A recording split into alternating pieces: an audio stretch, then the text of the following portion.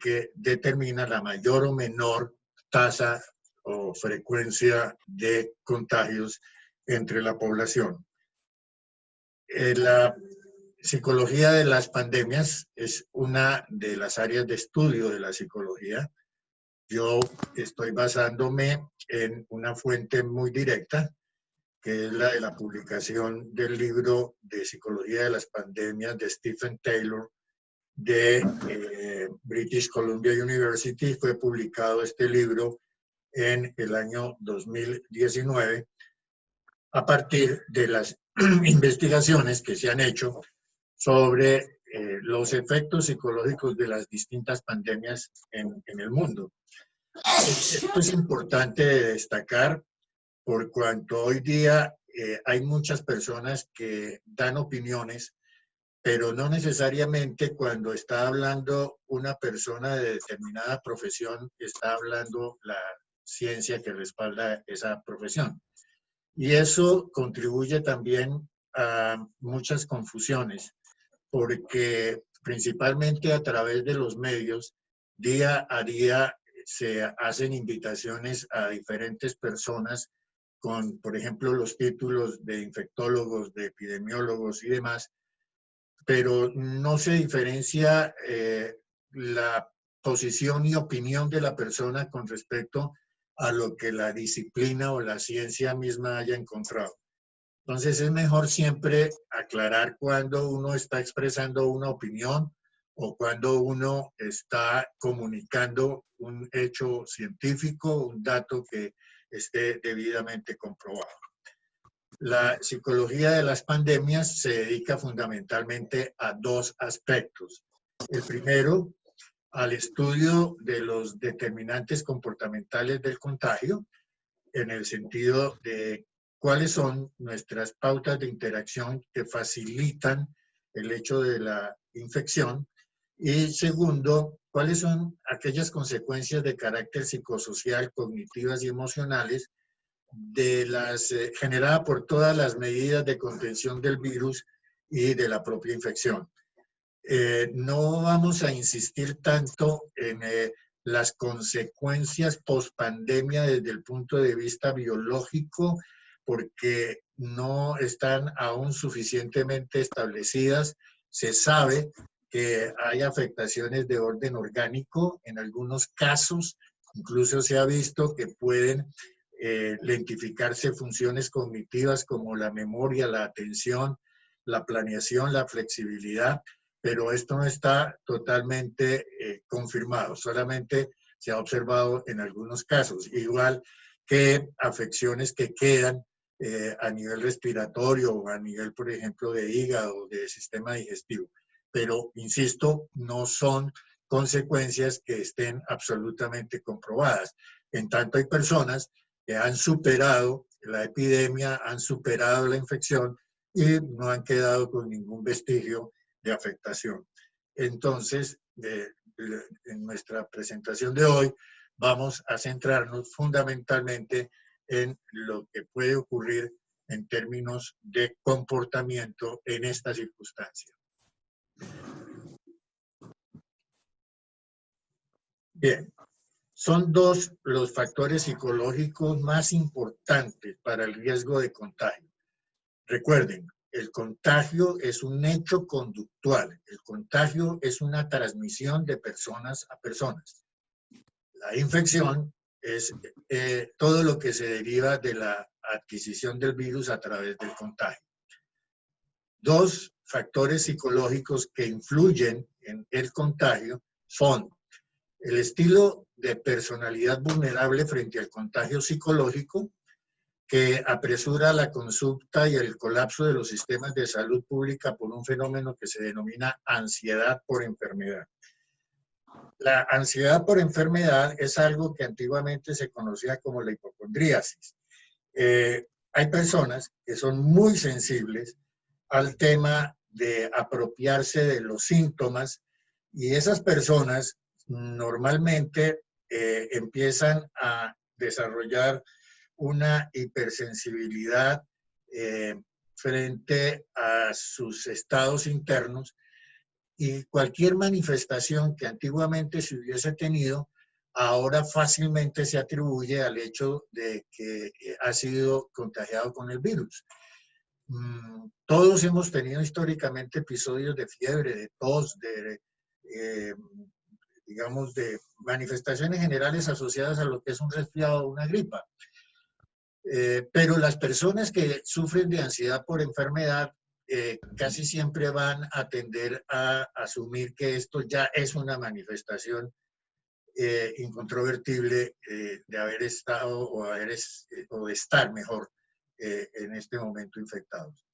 ¿Qué pasa con estas personas? Pues que estas personas van a acudir a los sistemas de salud en pos de pruebas para confirmar sus supuestos y eventualmente pueden contribuir a su congestión, que es lo que actualmente está ocurriendo, y por eso el Ministerio de Salud, según disposiciones muy recientes, determinó que se iba a hacer un control más estricto en cuanto a la aplicación de pruebas, porque pues muchas personas las están solicitando y pues no a todo el mundo pueden darle en este momento respuesta. Entonces, eso empieza también a congestionar los sistemas epidemiológicos o de evaluación de la prevalencia de la enfermedad e incluso pues contribuyen a que eventualmente esos falsos positivos incrementen las estadísticas. Para este tipo de personas, por ejemplo, alguna recomendación que se ha hecho desde el sector público en el sentido de que todos debemos comportarnos como si estuviéramos infectados, indiscutiblemente estas personas de pronto lo van a obedecer y se apropian de esos síntomas y empezamos, como insisto, a atiborrar los sistemas de salud. La segunda variable es algo que se conoce como sesgo de ilusión de invulnerabilidad, por un fenómeno de optimismo irreal, que de manera paradójica predispone a mayores riesgos de contagio por el reto a las normas de bioseguridad. ¿En qué consiste fundamentalmente?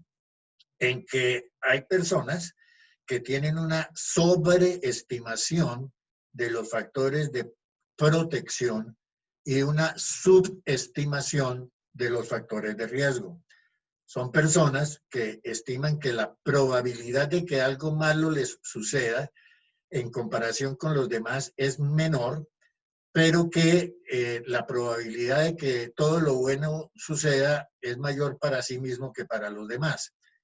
Entonces, estas personas consideran que no son sujetos de estas infecciones, que lo son otras personas que tienen conductas y hábitos diferentes a los propios, y que por tanto ellos son invulnerables. Por eso se llama ilusión de invulnerabilidad. Paradójicamente, las personas que actúan con esta ilusión de invulnerabilidad son las que más se exponen y resultan infectados, justamente por el desafío a las normas de bioseguridad.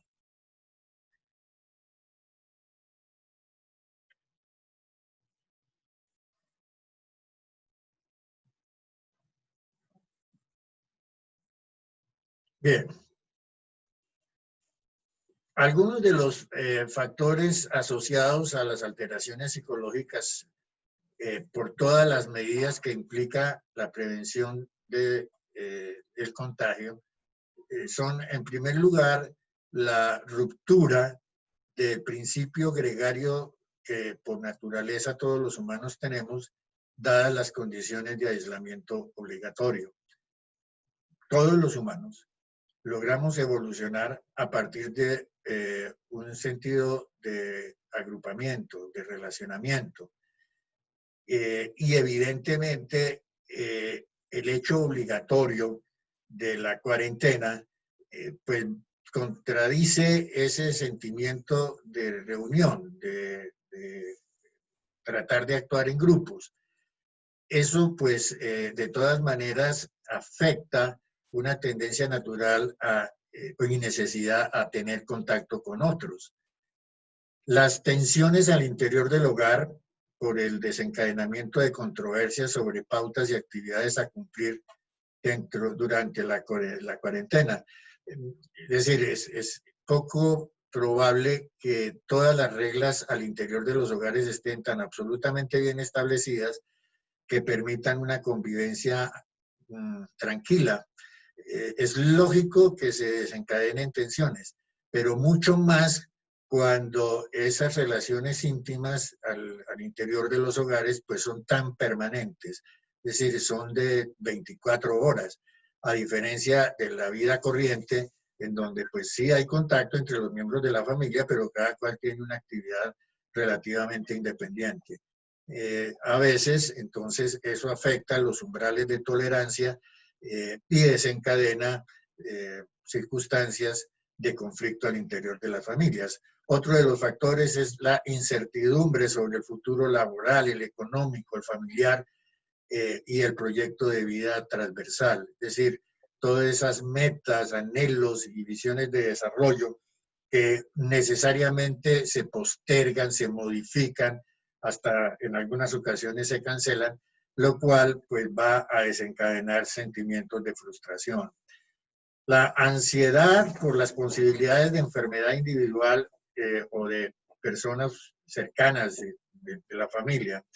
Es pertinente hacer una aclaración con respecto a lo que es la ansiedad y la que a veces se confunde con la depresión.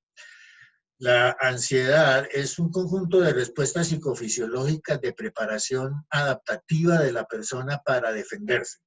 Normalmente las respuestas de defensa naturales son las de huir o atacar en situaciones de eventos aversivos o agresivos.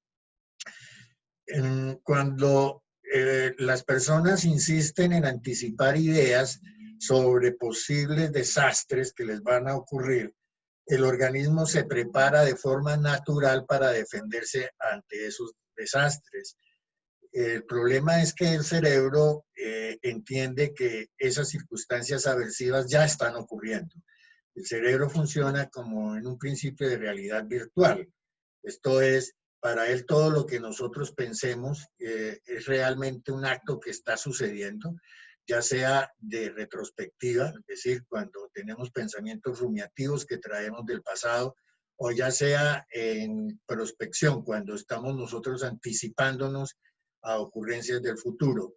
Si esa anticipación recurrente sobre eventos del futuro es de carácter, llamémoslo negativo, desastroso, necesariamente la persona entonces se va a mantener en un estado de estrés permanente o de alerta permanente que va a afectar todo su sistema inmunológico y es posible que finalmente resulte realmente muy lábil, muy sensible a adquirir enfermedades.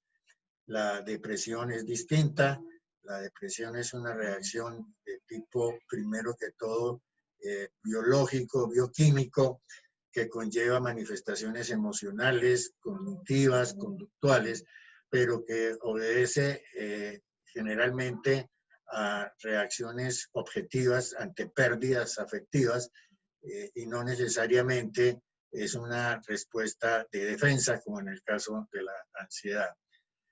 Y el otro factor es la disonancia cognitiva producida por la información insuficiente, incoherente, contradictoria, desastrosa, atemorizante y apocalíptica. Lo que se ha detectado es que cuando la información es información ambigua o es información insuficiente o es contradictoria, se genera en la persona un fenómeno que se llama disonancia y es la ruptura del sistema de creencias propio que cada uno llevamos.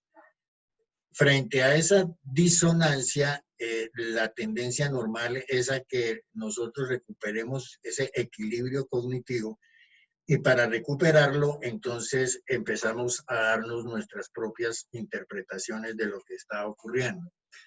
Por ese motivo, lo que se ha recomendado es que preferiblemente las fuentes de información sean únicas y que sean confiables, no a que se estén produciendo boletines de muchas fuentes que lo que producen es esa disonancia cognitiva, y la disonancia cognitiva produce alteración emocional.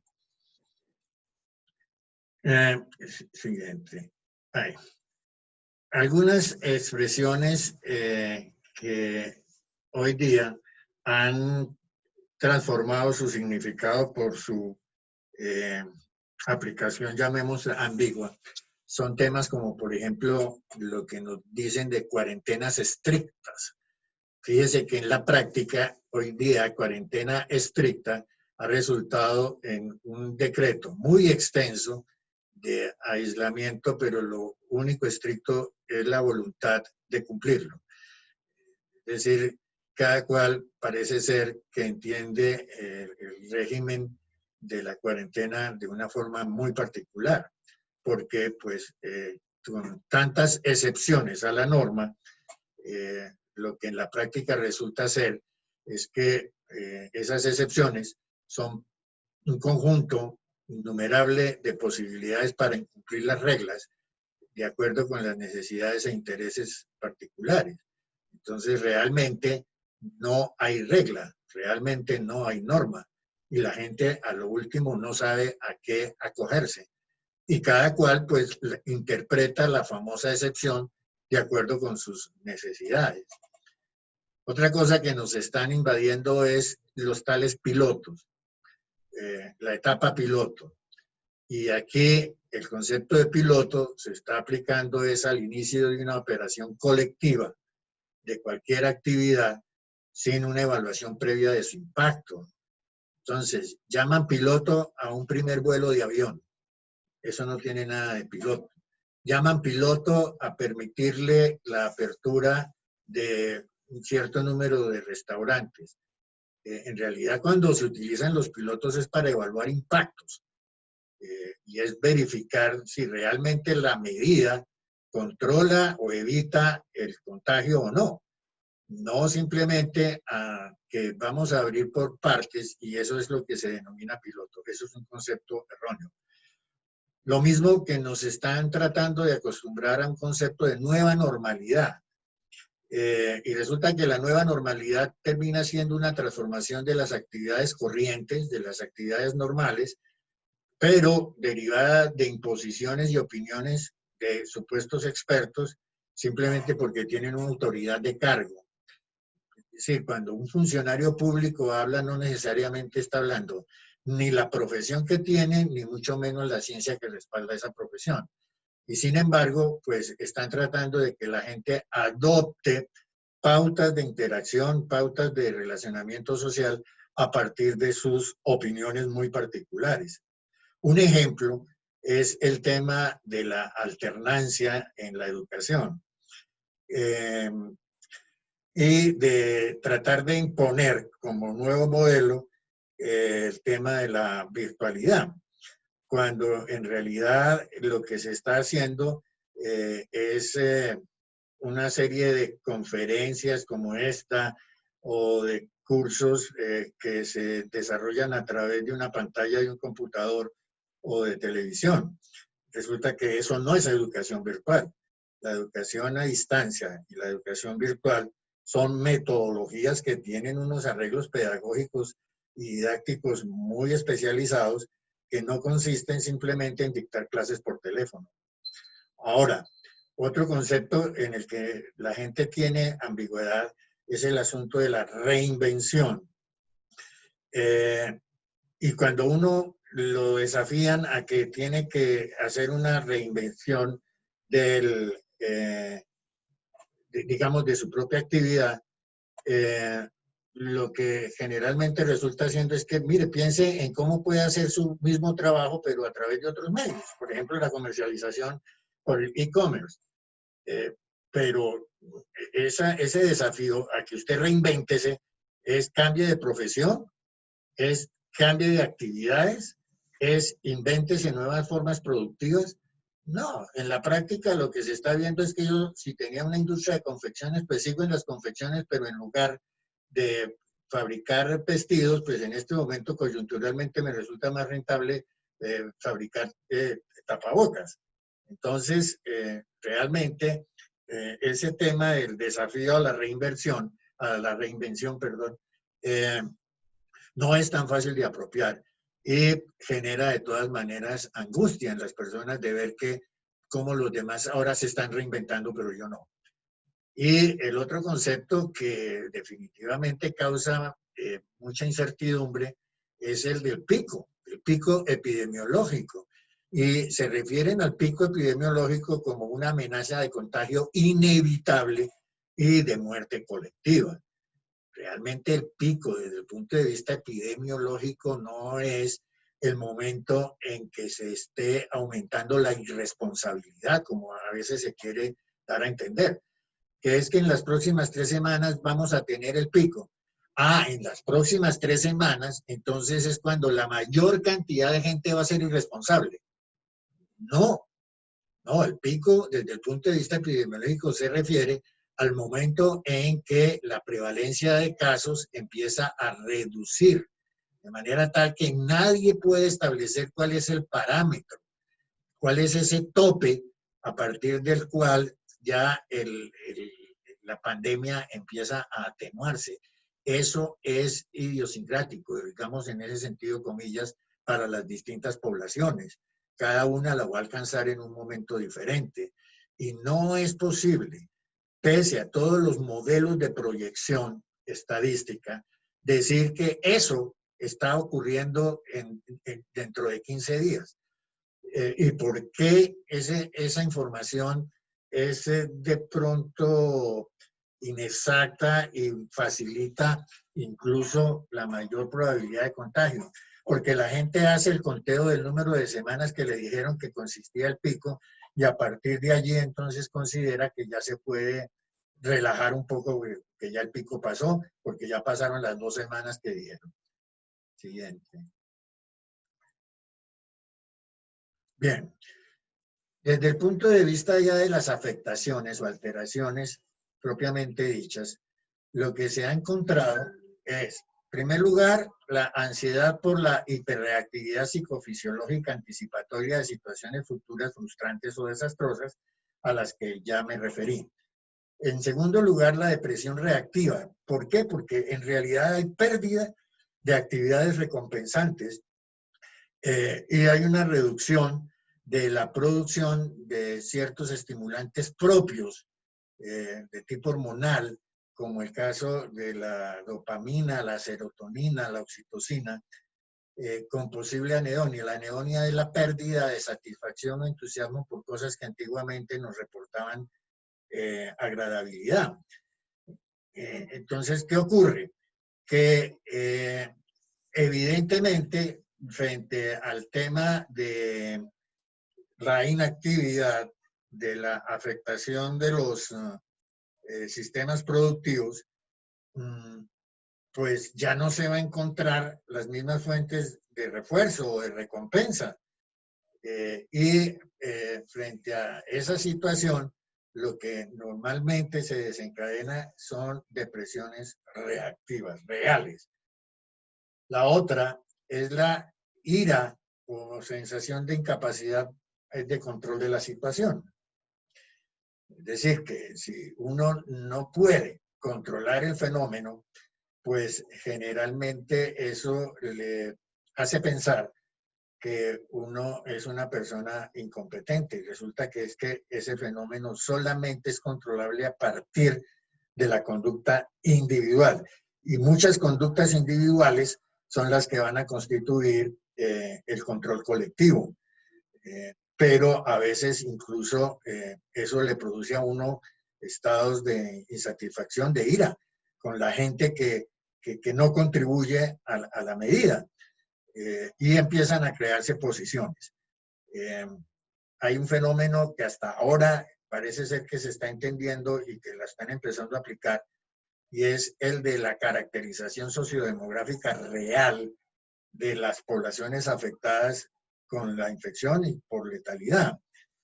ya se empezaron a ver algunos reportes, por ejemplo, que en términos de letalidad, además del insistente, digamos, la frecuencia de casos de letalidad asociados a la edad, hay oficios u ocupaciones que también correlacionan.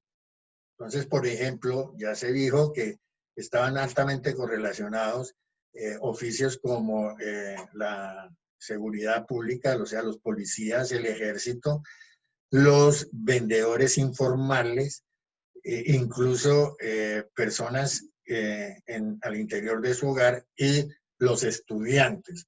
Eso es, digamos, lo más reciente que han publicado.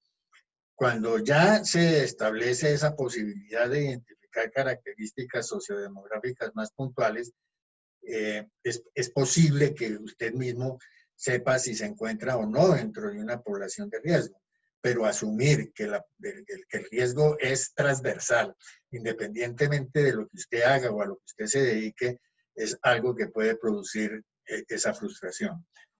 El otro tema es la baja motivación e interés en seguir planes de actividades y rutinas.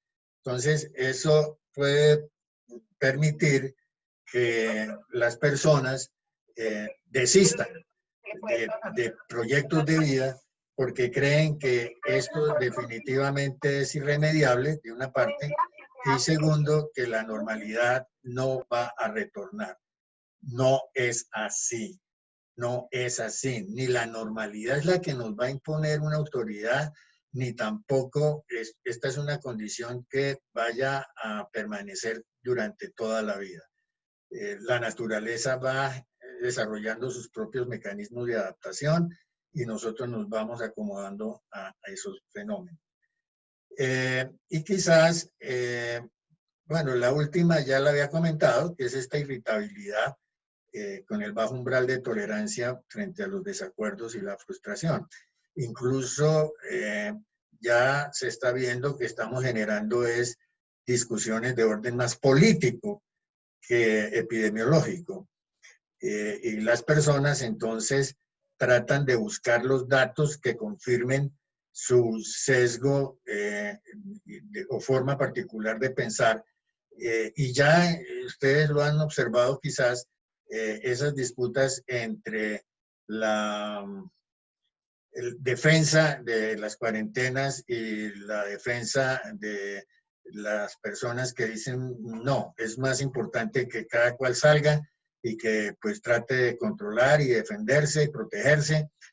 Y ya se están creando ese tipo de rivalidades en torno a las propias medidas cuando ni unos ni otros pues somos exactamente expertos en epidemiología. ¿Qué hacemos? Ya, la siguiente, por favor. Entonces, yo tengo problemas aquí con la...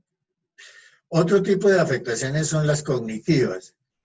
En concomitancia con estados de depresión, lo que los estudios han mostrado es que hay una tendencia al incremento de ideas suicidas. Pero es decir, no es que el virus inocule ideas de suicidio, no. Es que las condiciones de depresión en ocasiones van acompañadas de ese tipo de ideas. En épocas post pandemia sí se ha observado que hay un incremento de ese tipo de ideaciones, pero también se ha visto que eso ocurre, por ejemplo, en países que tienen estaciones muy típicas y en las épocas de invierno, en donde hay poca luz solar, en donde la gente tiene baja posibilidad de actividades al aire libre y mucho encierro, se ha visto que se incrementa esa tendencia hacia ideas y actos suicidas. Pero fíjese que eso ocurre no necesariamente en épocas de pandemia. Eso es un fenómeno estacional que se reconoce que sucede. El otro fenómeno a nivel cognitivo es la pérdida de capacidad de atención selectiva y sostenida. Esto puede ser debido a el fenómeno mismo de la ansiedad recurrente o del estrés agudo. El estrés es una respuesta adaptativa porque es una preparación para la acción. Lo que es indebido es el mantenimiento de ese estado. El mantenimiento de ese estado produce alteraciones realmente serias en cuanto a funciones cognitivas por un fenómeno simplemente de falta de irrigación sanguínea al cerebro. Entonces, se ha visto que si las personas se mantienen en condiciones de estrés agudo permanente o de ansiedad, eventualmente pues sufren alteraciones de esas funciones de atención y memoria. Correlativamente, pues si se afecta la memoria de trabajo, se afecta la atención, es posible pues que también se lentifique el aprendizaje.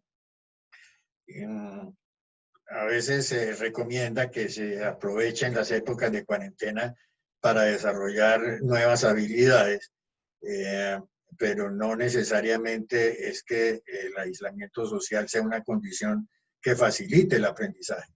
Es decir, si así fuera, entonces lo mejor sería que todos nos encerráramos cuando tratáramos de adquirir algún nuevo aprendizaje y duráramos 40 días encerrados y a los 40 días saldríamos dominando nuevos idiomas.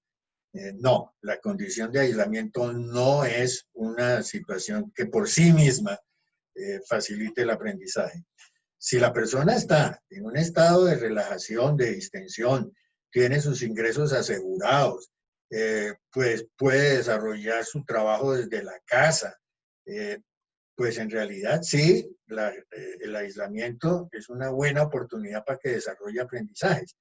Pero si la persona está en un confinamiento, pero mientras tanto todas sus angustias siguen transcurriendo porque las deudas externas siguen, los bancos siguen, el desempleo sigue, pues es imposible que yo tenga unas buenas, digamos, disposiciones de atención de trabajo, de memoria, como para desarrollar nuevos aprendizajes.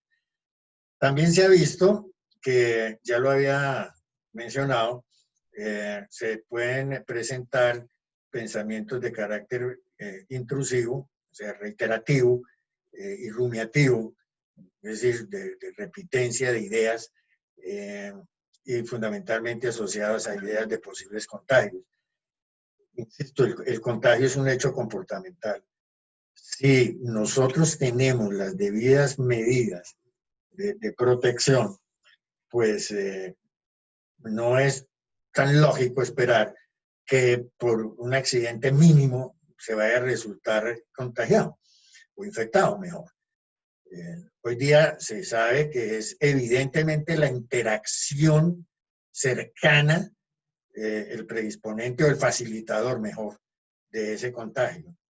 Desde que se guarde el debido distanciamiento con las medidas de protección, pues se está minimizando esa probabilidad. Hoy día también se ha visto que hasta se desarrollan formas de trastornos obsesivo-compulsivos por esa preocupación constante centrada en la fatalidad, con esa sensación de desesperanza. Es decir, las personas pueden suponer que ya todo está perdido en algunos casos y en otros casos lo que hacen es redundar en medidas, tanto que pues hasta se convierten en unos rituales obsesivos con tal de evitar esa fatalidad futura. Y esos rituales tan obsesivos, pues puede que le hagan pensar que está evitando infección, pero está adquiriendo un desorden que de todas maneras posteriormente tendrá que modificarlo. Hay que tener especial atención, por ejemplo, en el caso de los niños. Bueno, no solamente de los niños, de los adultos, con un fenómeno que se conoce como agorafobia, y es un temor social, es una resistencia a abandonar espacios de protección, y en eso no podemos caer, porque en algún momento tendremos que recuperar toda la actividad corriente. Bien, Y traía la leche de la vaca y con esa leche era que le hacía la cola de plátano. Era muy rico. hay un micrófono abierto de alguien que está comentando algo interesante, pero bien. El otro tipo de alteraciones que se han visto más a nivel fisiológico y conductual son o bien la hipoactividad o la hiperactividad. Generalmente cuando hay hipoactividad, es decir, cuando las personas se dedican a hacer nada, eh, también pueden pensar en que las cosas se pueden hacer después, que para qué nos vamos a poner a planear actividades de futuro si no sabemos cuál va a ser el futuro. Entonces se da lo que se conoce como la procrastinación, es decir, el aplazamiento de la realización de actividades que pues tiendan a resolver nuestras necesidades. Por el contrario, a veces entonces se presenta una hiperactividad motora con impulsividad, lo que común y corriente se conoce como un desasosiego. La persona siente la necesidad de estar haciendo cualquier cosa, pero de manera desorganizada. Incluso, pues, se observa bajo o nulo interés en la respuesta sexual. Eh, hay controversias en este sentido. Y la OMS ha tratado de aclararlo, en el sentido de que en realidad el intercurso sexual no es transmisor. El problema es que eso no se puede hacer por teletrabajo. Entonces, pues inevitablemente tendrá que haber contacto. Pero a veces el simple pánico de la infección afecta esta respuesta.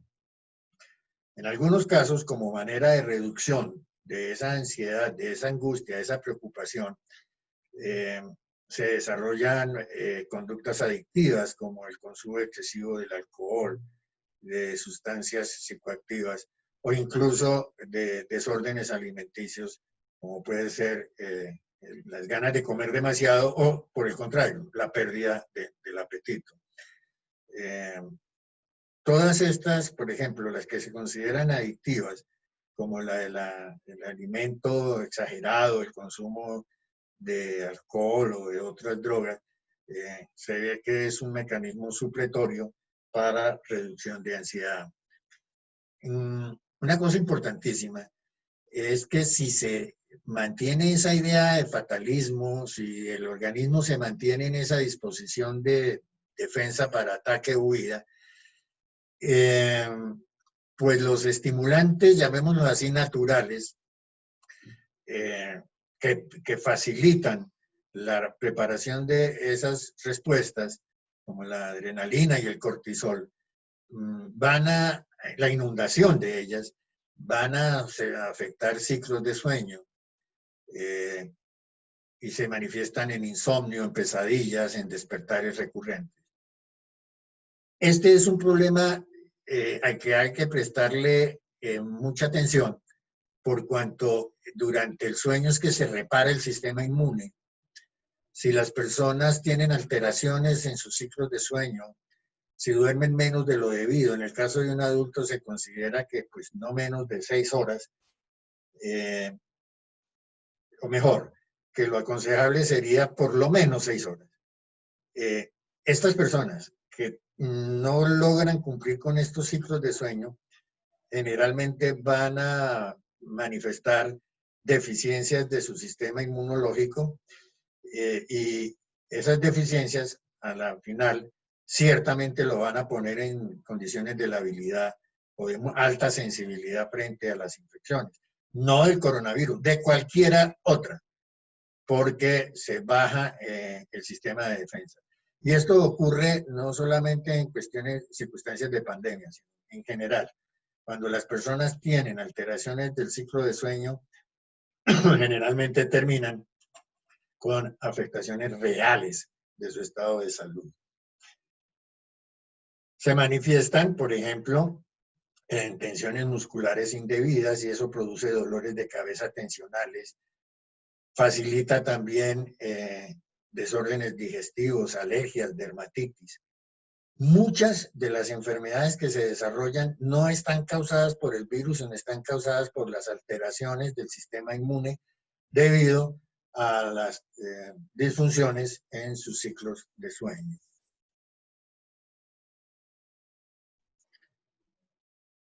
Hay diferentes métodos con los que se pueden atender estos síntomas psicológicos. El primero es el de la atención de primeros auxilios no terapéuticos para estas emergencias a personas en cuarentena. Esto actualmente se está haciendo a través de telepsicología, pero eso necesita entrenamiento, necesita formación. No es que cualquier persona, por tener el título de psicólogo, psiquiatra, neurólogo, pueda dedicarse a recibir llamadas a dar consejos. No, eso tiene una serie de procedimientos ya claramente establecidos de lo que son primeros auxilios psicológicos no terapéuticos. Hoy día las empresas están instalando esos servicios, las ARL. Lo que pasa es que honestamente no es un primer auxilio psicológico preguntarle a la persona qué está sintiendo, que abandone esa idea, que no le va a pasar nada, que se dedique más bien a pensar en algo productivo, que se ocupe en algo que le distraiga el pensamiento. Eso no es auxilio psicológico. Eso es simplemente una conversación coloquial que puede tenerse con cualquier otro individuo, no necesariamente dentro de un servicio de atención. Entonces, no sabemos realmente cómo es que en estos asistencias que se están dando a través de ARLs se esté cumpliendo realmente con lo que se denomina atención de primera línea o de urgencia psicológica. El otro es la asesoría preventiva a las familias sobre pautas de interacción entre sus miembros, actividades en el hogar y cuidado de los hijos. De esto se va a tratar la próxima conferencia dentro de 8 días. Y es ya desde el punto de vista del manejo cognitivo, emocional y comportamental, ¿qué es lo que hay que hacer con ese conjunto de alteraciones que mencioné anteriormente? La otra estrategia es la atención y asesoría estructurada a personal en circunstancias de riesgo por cuestiones laborales sobre cuáles son las estrategias de control preventivo de estas alteraciones. En particular, por ejemplo, esto se hace con el personal de salud, porque son altamente sensibles a desarrollar un síndrome que se conoce como agotamiento emocional o, bueno, en inglés es burnout, o sea, fundimiento, a que la persona resulte quemado literalmente. Ese es un fenómeno que tiene 3 dimensiones muy claves, que son el agotamiento emocional, despersonalización y sensación de fracaso profesional, que hace que incluso las personas deserten de su profesión, pero en particular en este caso ocurre principalmente, por ejemplo, en el caso del personal de salud e incluso en el caso del personal dedicado a la protección, digamos, de la vida en orden público. Las personas a veces sienten que, por ejemplo, en el caso de los médicos, y enfermeras, que su labor ha sido tan improductiva que la gente se le sigue muriendo, que erraron de profesión, que aparentemente se vuelven indolentes, y resulta que no es así. Es que la exposición reiterada frente a esas circunstancias críticas hacen que desarrollen ese síndrome. Entonces, para ellos hay programas de atención especial. En las empresas, en las industrias, se están desarrollando en este momento asesorías en programas educativos de promoción de la salud. También ahora en el caso de las instituciones educativas y en general también debería aplicarse al caso de los hogares. No está tan ampliamente desarrollado, excepto por los avisos recurrentes comerciales de televisión y de radio, pero habría que ver si en realidad eso obedece a un programa educativo con unos fines muy claros y con acciones coherentes. Y el último, pues es obviamente la atención clínica post pandemia para la rehabilitación individual, familiar y laboral de todo esto que se puede llegar a desarrollar. Lo que se ha visto principalmente el estrés postraumático, esta ansiedad por la enfermedad, incluso la agorafobia o esa tendencia a evitar el abandono de ambientes protegidos y la depresión. Generalmente esos son las características que se ve que quedan. Insisto, todavía no se ha visto realmente afectaciones a nivel cerebral que tanto pueden llegar a afectar desempeños cognitivos de largo plazo, como acelerar deterioros mentales, o que realmente la condición de aislamiento o la misma infección vaya a producir episodios como Parkinson o Alzheimer o cosas de ese estilo. Bien. Mientras tanto, ¿qué es lo que se recomienda desde un punto de vista más paliativo? Es decir, tratar de aminorar toda esa carga de información que nos está llegando. Una es prestar atención exclusiva a reportes oficiales y autorizados sobre cifras de evolución epidemiológica de la pandemia, tanto a nivel regional como a nivel local. Los medios tratan de buscar sintonía, eso es obvio, y eso lo logran generalmente a través de la magnificación e interpretación desproporcionada de las cifras. ¿Por qué? Porque las alarmas llaman la atención, eso produce sintonía, pero ellos pues prefieren lograr rating a partir de, digamos, ese despertar de la alarma, descuidando que eso mismo puede estar induciendo la famosa ansiedad por la enfermedad con la que inicié hablando el día de hoy. Entonces, no es que sea mala voluntad de los comunicadores, es que por principio lo que llama la atención y produce rating son esas noticias de carácter alarmante, de manera tal que no hay que estar uno tan pendiente de todos esos desastres que anticipan.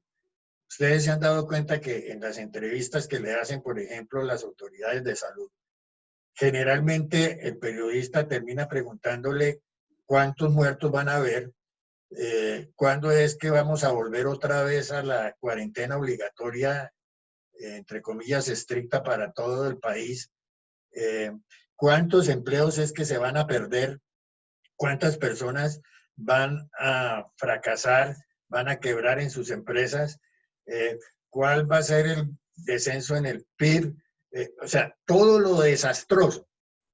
Eso es lo que preguntan en las entrevistas. Y eso es lo que les fascina divulgar. ¿Por qué? Porque nos prenden, nos hacen que desarrollemos atención frente a esas noticias. Sencillo, mire, usted cuídese y sentirá alivio por esa información tan desastrosa. Desde que usted se esté protegiendo, pues por lo menos tiene la satisfacción de que está implementando medidas que pues, le permiten prevenir ese contagio y prevenir obviamente la infección. Si usted no domina la comprensión estadística de indicadores epidemiológicos, es que esto es toda una especialidad, pues evite hacer interpretaciones de naturaleza generalizante. ¿Por qué? Porque es que esas cifras son ingobernables. O sea, a usted de nada le sirve saber que hoy hubo 50 muertos más que ayer. Sí. ¿Y eso qué quiere decir?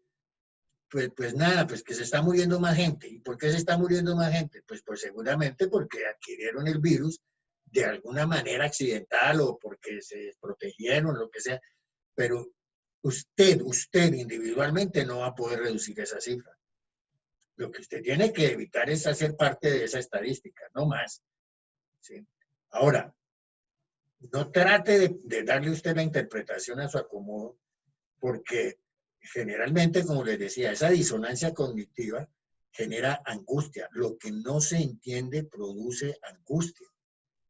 ¿Sí? Simplemente recuerden ustedes alguna época de su colegio en donde tal vez quizás en lo más frecuente que es en las clases de matemáticas o de álgebra, no se entendía cómo despejar una ecuación. Eso no lo ponía uno muy tranquilo, ni no lo ponía muy optimista, ni tampoco alegre. Generalmente cuando no se entendía algo, lo que producía era frustración, lo que producía era angustia. ¿Qué hay que hacer? Cuidarse, cuidarse para poder aliviar esa carga cognitiva. Seguir las instrucciones de restricciones, permisos y cuidados sobre conducta biosegura, pero que provengan de fuentes y documentos oficiales. No hay que darle tanta credibilidad a todo lo que interpretan y transmiten los medios, menos aún a esas olas de mensajes que transcurren a través de las redes sociales. Salen remedios, tanto caseros como médicos, que nadie ha probado. Salen cifras y medios de contagio que no están comprobados. Y la gente como que encuentra satisfacción en que a todas esas publicaciones les den likes y se creen periodistas. Hoy día todo el mundo resultó periodista y resultó epidemiólogo. Entonces difunden mensajes a veces contradictorios que lo que producen es confusión en las personas. Entonces, si van a hacer una cuarentena, lea el decreto. ¿Qué dice el decreto? Si el decreto dice puntualmente que en un carro solamente pueden ir 2 personas, pues dice que son 2 personas, punto. No le da más interpretaciones de las que quiera hacerle el periodista cuando divulga el decreto. Porque él empieza a decir que lo que es que 2 personas se cuentan es a partir del chofer.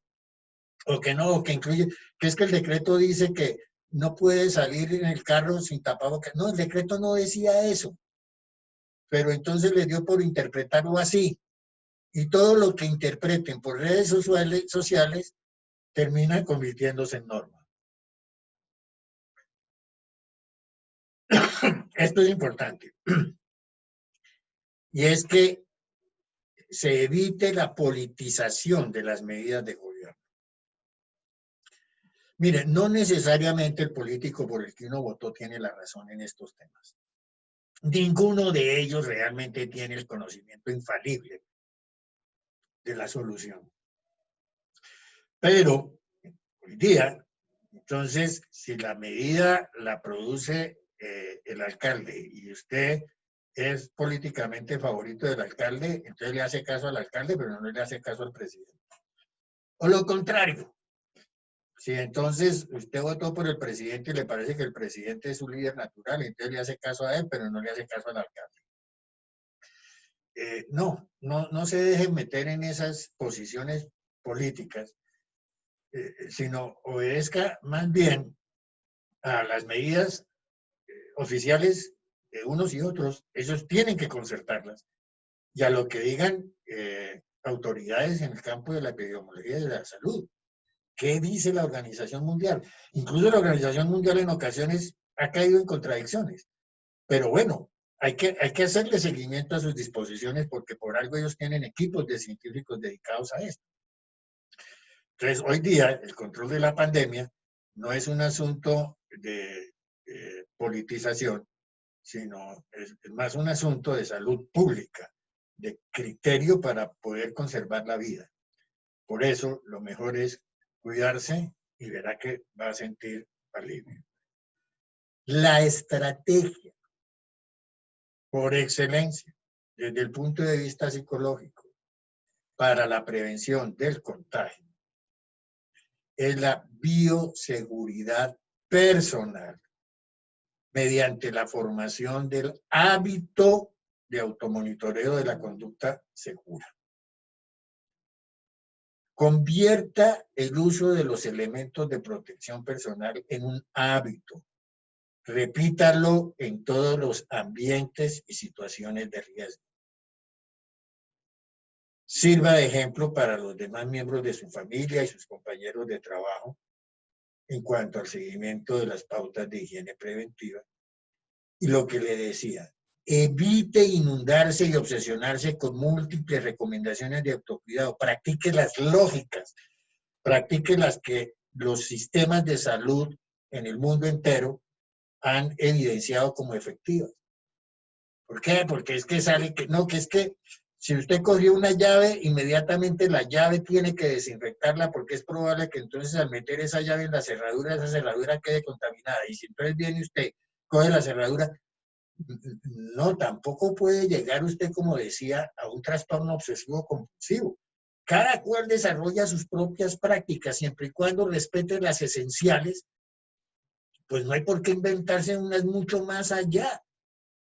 Que sí, que en la China encontraron que de pronto el virus estaba en el piso. Ah, bueno, entonces a partir de eso hay que quitarse los zapatos media cuadra antes de llegar a la casa y entonces en el trayecto hay que tener unas pantuflas que nadie más usa y entonces después usted entra a la casa y se desarrollan unos rituales también excesivos.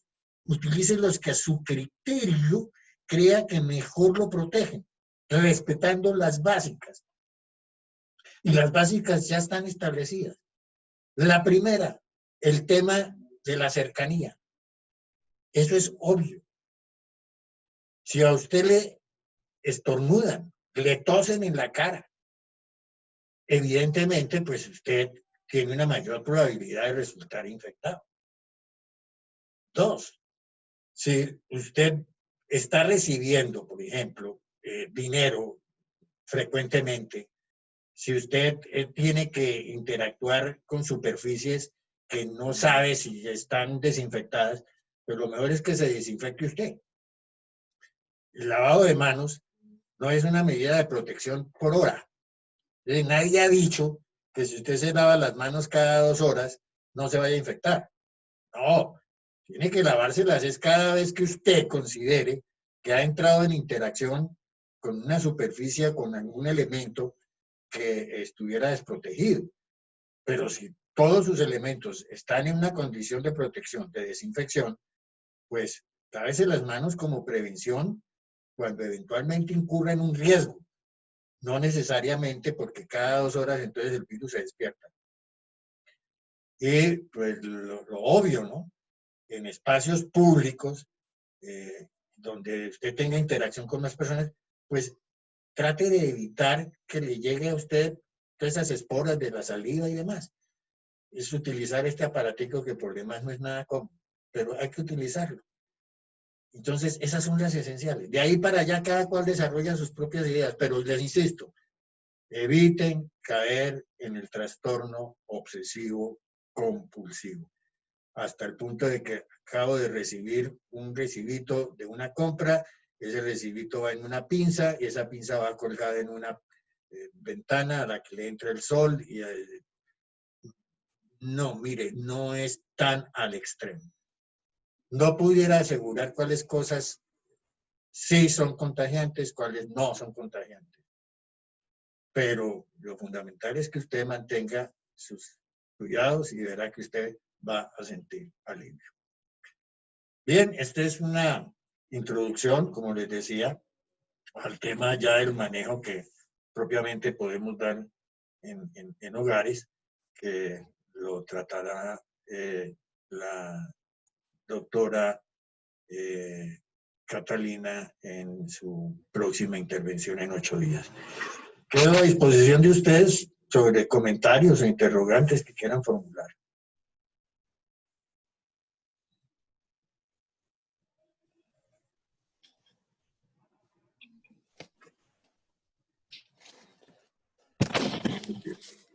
Buenos días.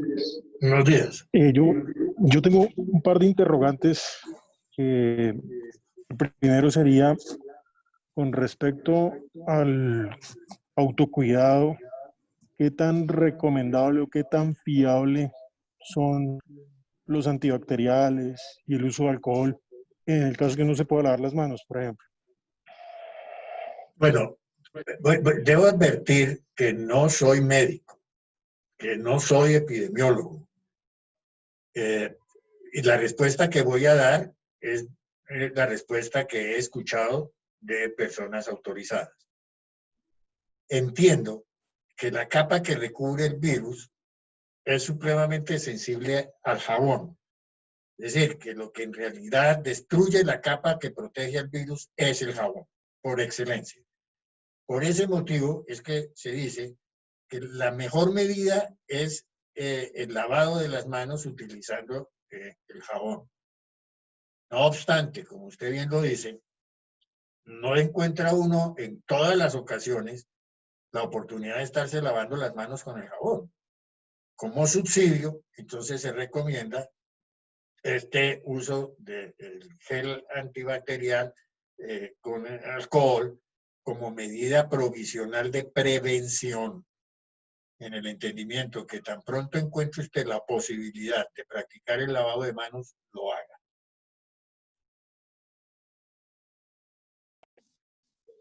Gracias.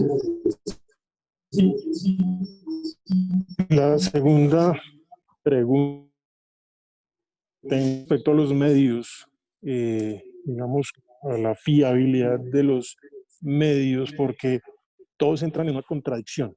Los medios que uno consideraría que son oficiales o que son fiables entran siempre en una contradicción. Entonces, de acuerdo a esto y como para no sentirnos bombardeados de información todo el día, ¿cuál recomendaría usted, si usted cree recomendable, que uno lea noticias o más bien uno se mantenga al margen de eso? Pero ¿cuál sería el medio o cuál sería, de dónde debería tomar uno la información fiable que uno pueda estar tranquilo con lo que lee? Hay una recomendación incluso a nivel de la psicología de las pandemias, y es que uno, si se informa y tiene alguna tendencia a, digamos, a ser sensible a la ansiedad por salud, no debería hacerlo ni en tempranas horas de la mañana, ni tampoco en las horas de la noche. La persona que tiene esa facilidad, llamémoslo, o tendencia a la apropiación de síntomas y a la preocupación excesiva por la enfermedad, al escuchar estas noticias en horas de la mañana, generalmente va a quedar indispuesto por el resto del día. Si las escucha, entonces, en la noche, al iniciar la noche, puede ser un factor que le indisponga para poder tener unos ciclos de sueño adaptativos. Puede alterarle los ciclos de sueño. Porque la persona se queda rumiando, se queda pensando en toda esa cantidad de información que recibe. Se recomienda que ojalá, si es posible, la información se hiciera preferiblemente a mitad del día. O sea, que uno no se despierte oyendo todas las noticias de letalidad, de cuántos contagios hubo, de cuántas personas entonces hoy fallecieron. No, sino que, porque va a pasar el día entero con esa preocupación. Si lo puede hacer, hágalo preferiblemente hacia el mediodía. Que si le desencadena algún tipo de angustia, de preocupación, pues bueno, pues va a ser por lo menos en el transcurso de la tarde y tiene tiempo de reponerse. ¿Qué tipo de información? La oficial. Hay sitios en donde se divulgan las medidas, sobre todo las medidas. Como estamos en restricción, no estamos en restricción, hay movilidad, no hay movilidad, qué tipo de prevención debemos tener. Y las estadísticas, como les decía, en realidad no son una información que para todo el mundo sea procesable. El tema, por ejemplo, del pico, lo que yo decía, nos advierten que el pico, como queriendo decir que durante algunas semanas la irresponsabilidad va a ser total y por eso va a incrementar el contagio. En realidad, es un fenómeno meramente epidemiológico y estadístico.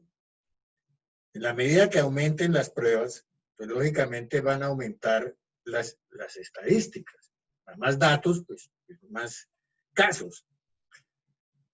Entonces, si la persona en realidad nota que al leer estadísticas, al mirar cifras, eso le produce angustia, le produce preocupación, evítelas. Usted no las va a poder modificar. Usted no va a poder hacer que ese indicador de UCIs ocupadas se vaya a reducir. Lo importante es que usted no vaya a ser parte de esa estadística. Utilicen fuentes confiables. Hay sitios del Ministerio de Salud en donde si a usted le interesa, pues puede consultar esos indicadores, si es que los maneja. Si no los maneja, ¿de qué le sirve enterarse de cuál es la tasa de contagio? De nada.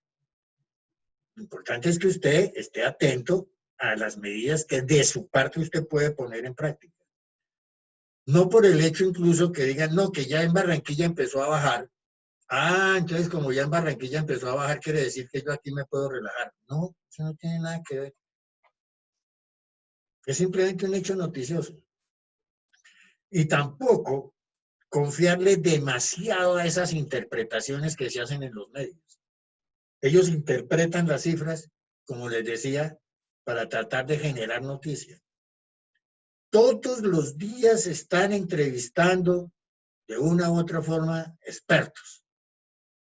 Pero ahora resultó que todo el mundo es experto. Yo tengo un dicho, y es que no por ser gastroenterólogo usted tiene una mejor digestión. Entonces, no porque usted sea médico puede opinar de manera muy autorizada. Tiene que saber en qué se está basando para hablar. ¿De dónde está sacando la información? Lamentablemente, por ejemplo, debo admitirlo, en nuestro caso,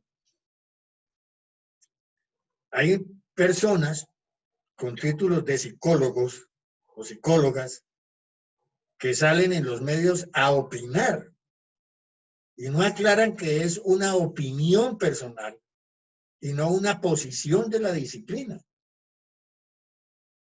Opinar tiene el derecho a hacerlo cualquiera, pero cuando usted lo está haciendo respaldado en una disciplina, pues la gente le va a creer.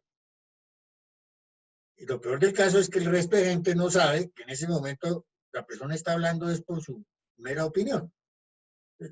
Lo fundamental es creerle a personas que se basen en datos científicos y hay que decir de dónde los está sacando. ¿De dónde está sacando usted esa opinión? ¿Es de su propia cosecha o es de una fuente? Por ejemplo, yo en este caso, por eso empecé diciendo,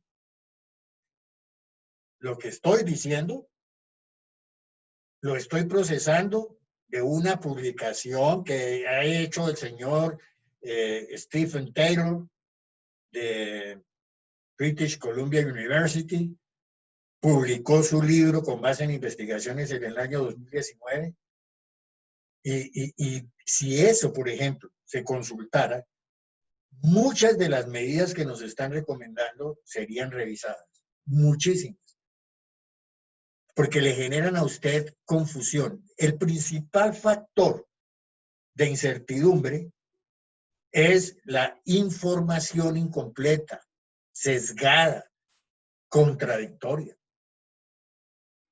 Que los mayores de 60 años tienen que permanecer encerrados y altamente protegidos, porque son los que precisamente por eso más se mueren.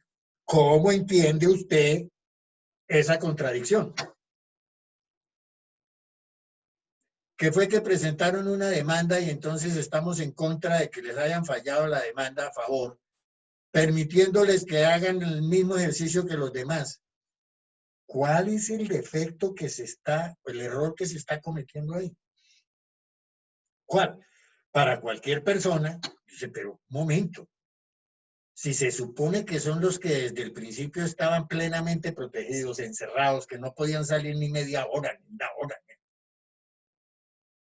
¿Por qué entonces es que resultan siendo los de mayor letalidad?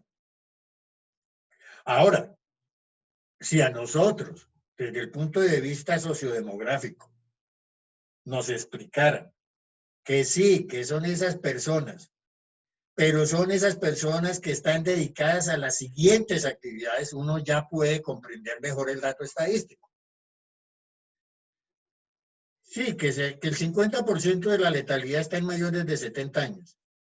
Sí. Eso es un hecho absolutamente normal. Desde el punto de vista de salud pública, eso es absolutamente normal. ¿Que con más probabilidad nos muramos los viejos? Sí, eso es absolutamente cierto, no necesariamente por condición de una pandemia. Que hay mayor posibilidad de contagio por condiciones preexistentes, también. También. La diabetes tipo 2 tiene una probabilidad de ocurrencia significativamente superior en el caso de personas con sedentarismo y obesidad que en el resto de casos. Y ahora, que a personas con obesidad o con diabetes, ¿no? Les es más probable el tema de que el virus los ataque, pues eso también es cierto. Pero entonces no traten de justificar una medida simplemente, llamemos gubernamental, en una razón epidemiológica. De ese 50%, o más incluso, porque ese indicador fluctúa, de letalidad en mayores de 60 años, sería conveniente saber, listo, y entonces de esos 120 o 130 mayores de 60 años que fallecieron, tantos eran presidentes de multinacionales, tantos eran empleados públicos, tantos eran profesores, tantos eran vendedores ambulantes, tantos eran personas desprotegidas, habitantes de la calle. Si no se aclaran esas cifras, pues las personas entran en disonancia. Entonces, la recomendación: 1, información que uno pueda entender, que uno pueda procesar. Y 2, las fuentes oficiales. Que si las fuentes oficiales están erradas, bueno, ya por lo menos me acogía a una formal, pero no acogerme a todas las opiniones que puedan estar surgiendo. Principalmente, insisto, a través de los medios de comunicación. Cada cual está utilizando las cifras de acuerdo con sus propios sesgos. No quiero decir que estén derivando beneficios económicos de eso, ni más faltaba. Estoy diciendo que cada consejo de redacción decide qué cifra es la que va a publicar y cómo la va a interpretar. Y nosotros entonces nos estamos sometiendo a esas ambigüedades. Bien. ¿Qué otro comentario?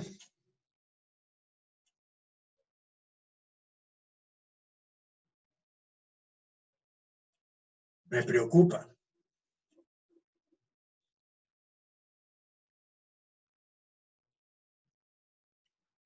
No siempre cuando no se suscitan comentarios es porque las cosas hayan quedado claras. En ocasiones es porque Doctor, justamente han quedado muy enredadas. Perdón, doctor. Manuel Rangel de El Papa María Alejandra. Sí, señor.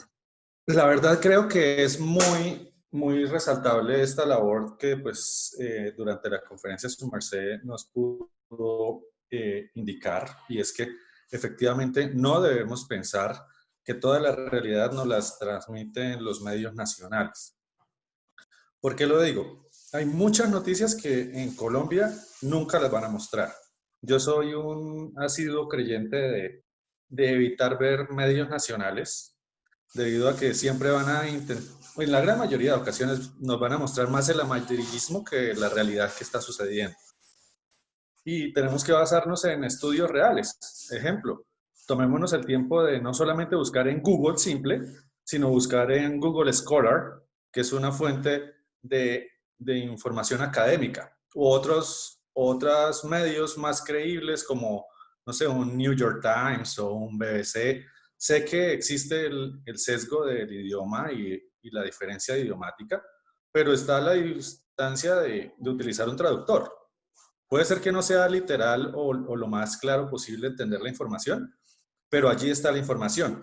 O casi que todos tenemos posiblemente un computador, un celular, un smartphone o un televisor inteligente, donde podemos ver muchos medios que no nos muestran incluso los operadores nacionales, como por ejemplo instalar la aplicación de DW, que es el canal de Deutsche Welle de Alemania, y allí nos muestran un panorama totalmente distinto acerca de las cosas que están sucediendo en todo el mundo. Entonces, no podemos quedarnos solo con lo que nos dicen los medios locales, con lo que nos dicen las páginas de noticias locales, sino mirar con un panorama más amplio. Es lo mismo que sucede con los diagnósticos de nuestros niños.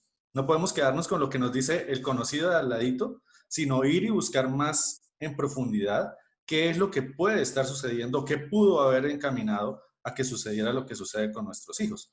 Entonces, creo que sí es muy importante ese énfasis que el doctor le dio a poder argumentar o poder tener un soporte real y consistente sobre la información que se consulta o que se recibe a cada día acerca de toda esta situación y acerca de todo lo que escuchamos en la realidad. Absolutamente de acuerdo.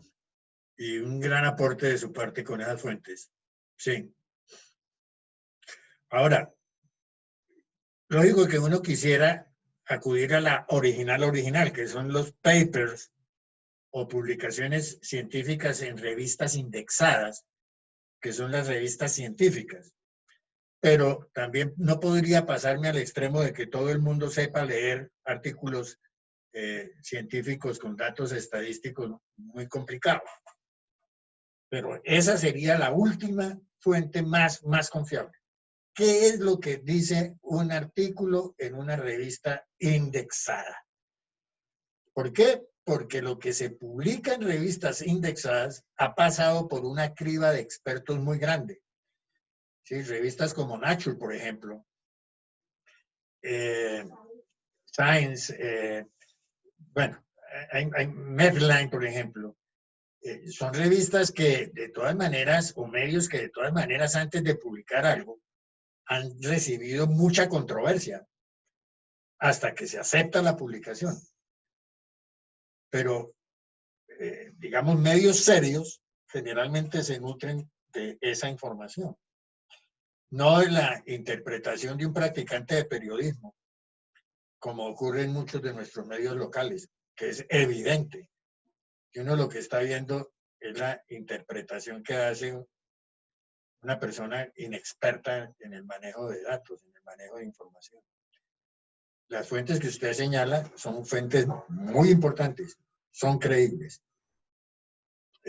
Y sobre todo, bueno, si ustedes quieren enterar de lo que está ocurriendo aquí, pues vaya a lo que le dice el Ministerio de Salud, que ahí están todos los datos, si es que le interesa conocer esos datos. Aunque en realidad el conocimiento de esos datos no es que le vaya a dar a uno más o menos habilidades de autoprotección. Chequee usted permanentemente, convierta eso en hábito, esté usted inspeccionando. Así como cuando muchos de ustedes que seguramente conducen están mirando permanentemente o, bueno, recurrentemente los relojes del carro para mirar las revoluciones, la velocidad, la temperatura, el nivel de gasolina en el tanque. Pues lo mismo tiene que estar haciendo uno con respecto a todos los elementos de protección y medidas de autocuidado, hasta que se le convierten en un hábito. En la medida que usted la repite, la repita y la repita, se convierten en un hábito. Y eso ya está demostrado. Nosotros tuvimos incluso la experiencia de poner en práctica un programa de automonitoreo reiterativo en ambientes industriales para conducta segura en el ambiente industrial. Y la accidentalidad bajó en la medida que a las personas se les instaló el hábito, la rutina, porque eso a la final se constituye en una red cerebral automatizada, en donde para la gente revisar sus elementos de protección de trabajo se constituyó en un hábito. Entonces ya era tan corriente tener que revisar si tenían gafas, si tenían guantes, si tenían protectores. Se les convirtió en algo tan habitual que ya no tenían que tener supervisor encima diciéndole póngase las gafas, póngase los guantes, porque era algo muy habitual. Entonces, igual tiene que pasar con esto. Y las fuentes de información, sí, indiscutiblemente las confiables. No le creo mucho, sinceramente, a noticieros, por más prestigio que tengan, ni por más personajes que entrevisten. Incluso es tan fácil porque un personaje diga, si no tiene nada que hacer, quédese en su casa. Tan fácil que es decirlo, ¿no? Queriendo interpretar que entonces esta enfermedad es para los vagos. O sea, si no tiene nada que hacer, quédese en su casa. Entonces, listo, perdón, al revés. La interpretación es que la protección de la enfermedad es para los vagos, o sea, para el que no tiene nada que hacer. Discúlpenme la interpretación, es al revés. Y que a los únicos que les da es a los que tienen que trabajar. No. Y es tan fácil insistir en su posición personal, de conveniencia incluso. De quédense todos y todos quedémonos hasta yo no sé cuánto tiempo. Claro, si usted tiene todas sus necesidades basales resueltas, si usted no tiene ninguna preocupación económica, pues ¿para qué va a salir? Ni ahora ni nunca. Salga a divertirse eventualmente. Pero que por razones de, insisto, ostentar un título, yo tenga razón, eso no es así. Eso no es así. Yo puedo desempeñar un cargo público. Una cosa es la autoridad que me confiere, se denomina la autoridad deontológica, que me confiere el nombre de un cargo, y otra cosa es la autoridad epistemológica que me confiere el conocimiento acerca de lo que estoy diciendo. Entonces, aquí lo que tenemos es una inundación de opiniones de gente supuestamente altamente calificada porque está en un cargo.